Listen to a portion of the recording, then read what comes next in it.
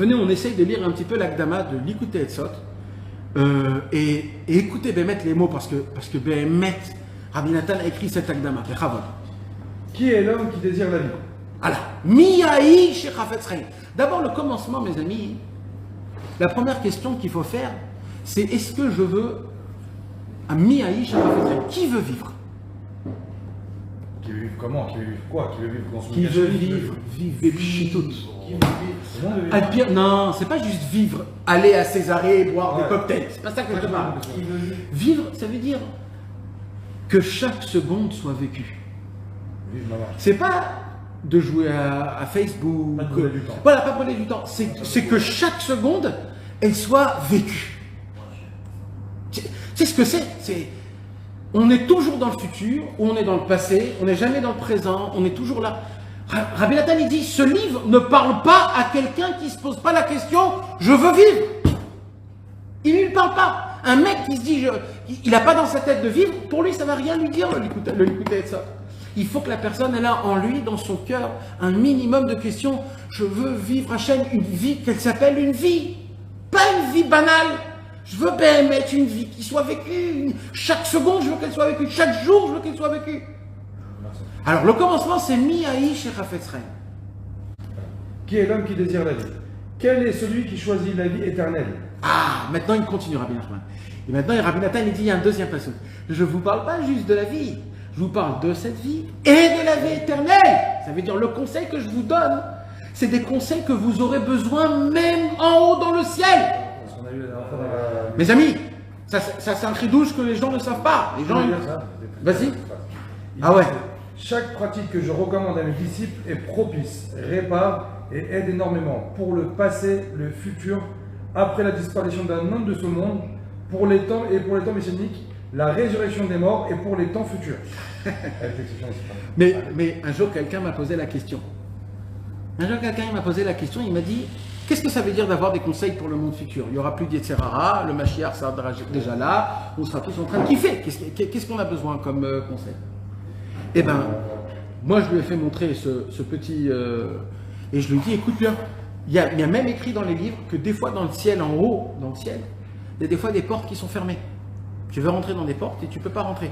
Tu veux voir ton père, ta mère qui sont déjà partis il y a très longtemps, tu ne peux pas.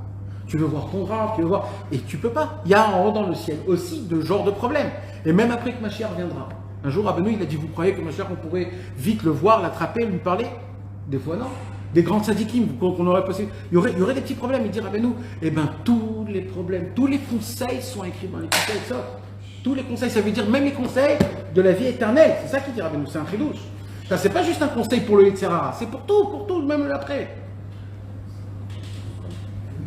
Je continue. Vas-y. Qui a pitié vraiment de son âme? Qui est pour Dieu? Qu'une telle personne fasse attention à cet ouvrage modeste, petit par la quantité, mais grand en qualité.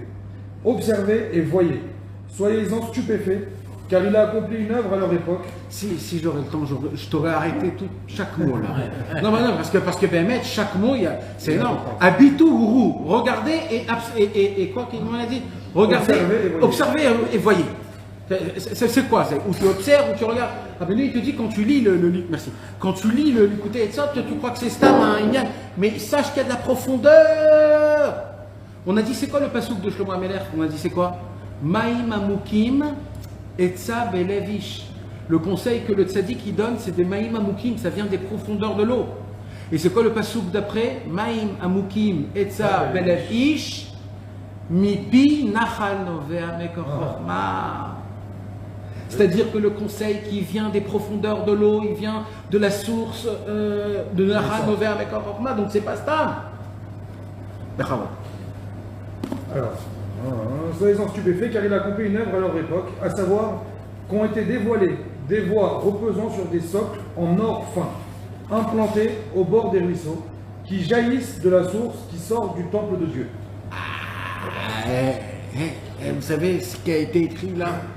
C'est la Torah, c'est Mamash que je vous dis, c'est la Torah que Rabbeinu il a dévoilée, il le fait descendre Mamash d'Akadosh Baruch Hu d'en haut, de tout en haut, de là où ça vient, c'est pas Stam des conseils qui dit j'ai un bon conseil, ça vient Mamash de l'endroit le plus proche de la Torah d'Akadosh Baruch Hu, de lui-même, de la Tikastima.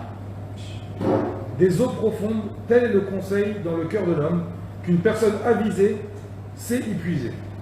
Allez contempler les œuvres de Dieu, prêtez attention à ses paroles, car ce sont des paroles qui se tiennent sur la cime du monde, des paroles du Dieu vivant, roi de l'univers, des paroles qui redonnent vie aux âmes, du plus petit au plus grand, depuis le sommet de tous les degrés jusqu'à l'ultime degré le plus bas. Un homme raisonnable, avec un peu de cervelle, quand il lit ce qu'il y a écrit ici, il apparaît de plus en plus. Il prend ce livre et il l'adopte jusqu'à la fin de tous les temps. C'est un livre qu'il faut le mettre tout le temps à côté de nous. Il faut lire quoi? Page par page, lire le truc, d'aller de A à de Z? Il n'y a pas de règle, il n'y a pas de règle. Alors de base, il faut l'étudier. C'est le seul livre que Rabbi Nathan il dit qu'il faut l'étudier tous les jours.